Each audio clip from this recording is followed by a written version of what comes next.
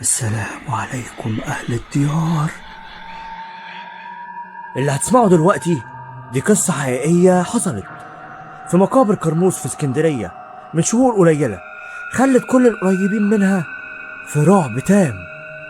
جهز نفسك واسمع، واوعى تطفي النور. كنت راجع من الشغل والطريق الأساسي كان مقفول.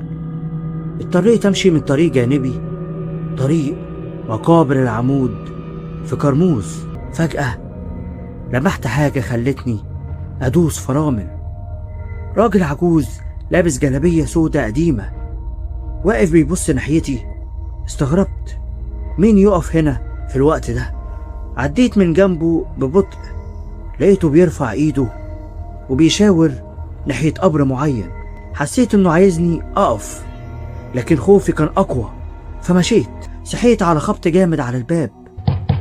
فتحت، ما لقيتش حد، لكن لقيت ورقة مرمية مكتوب فيها بخط مهزوز: القبر رقم 47 مستنيك.